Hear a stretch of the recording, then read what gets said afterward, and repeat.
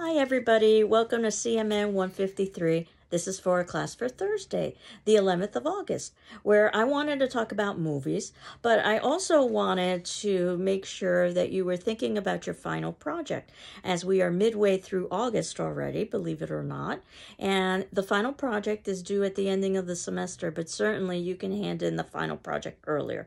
So do contact me if you are having questions or issues about your final project. As we move forward to talk about movies, and movies have great substantial social and cultural impact. In fact, it's one of the things that I talk about in my media and popular culture class about horror film, where I discuss horror film as reflecting the anxieties of their particular times, and I divide the class up into a decade perspective. So if you want to know more about that class, that's CMN 201, please let me know. I'll be offering it in the fall online. Now, usually when we talk about movies, we talk about modern day blockbusters. Now, I suppose probably the most famous modern day blockbuster would be Star Wars in 1977. And blockbusters were just that, blockbusters. Before that was the name of a now defunct video store, Blockbuster. What it meant is that the lines would be so long to purchase movie tickets for a particular movie theater that the lines would stretch across the block. So that was a blockbuster, so to speak. So movies can either affirm or they can deny or deviate from our societal and our viewer values. And movie theaters offer this local communal movie experience.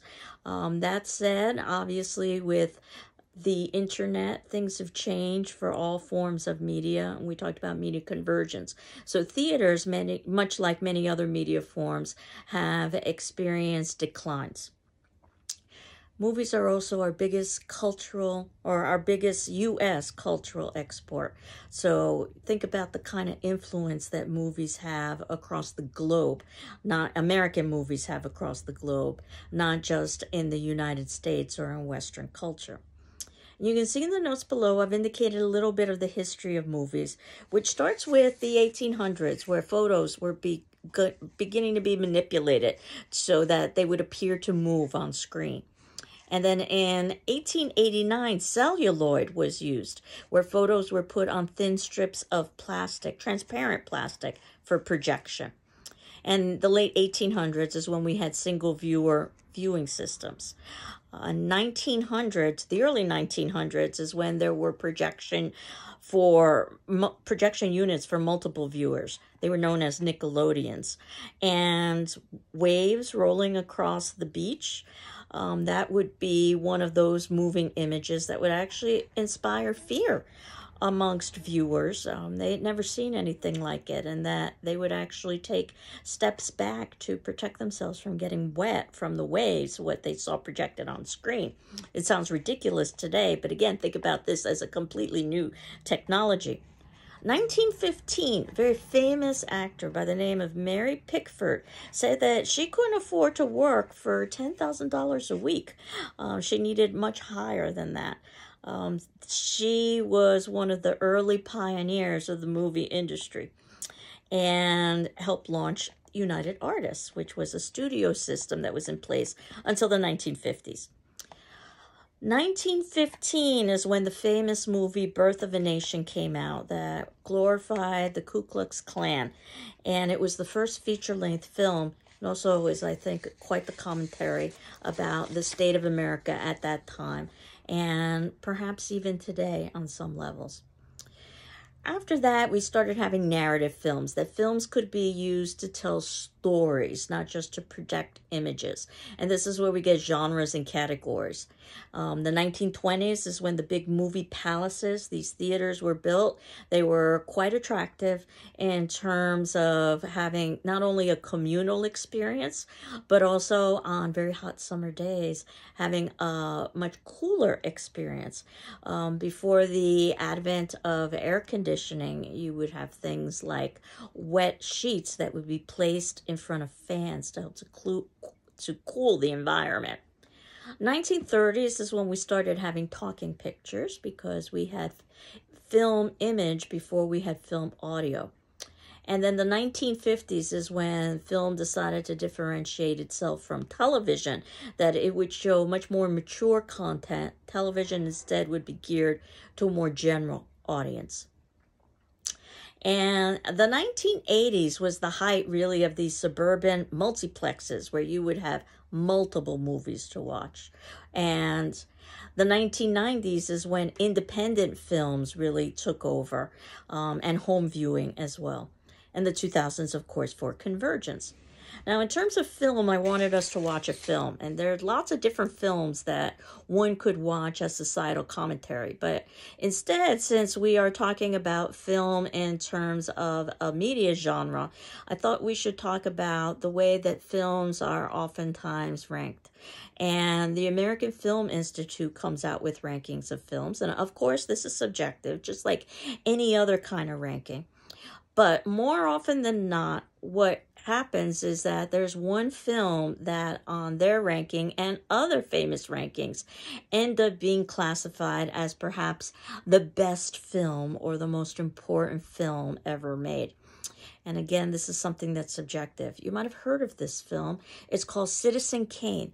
Now, this is an older film, and one of the reasons why Citizen Kane, which came out in 1941, is so important is because it helped to innovate many of the techniques that we tend to take for granted in contemporary times.